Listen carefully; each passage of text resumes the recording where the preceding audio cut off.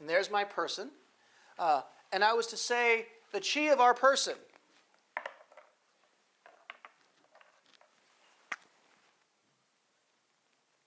is blue. This person suffers from blue chi. Okay? There it is. We're looking at this, and yet this person's chi is not blue. It can't be. I don't know what color this person's chi is.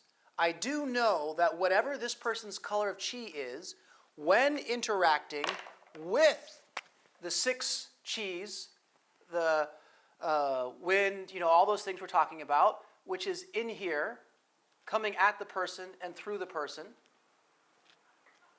and the 7 emotions affecting them, and heaven and earth, that the mix of all of these influences left them with the color blue inside. If we were to remove all of these things, what would their chi really be? I don't know.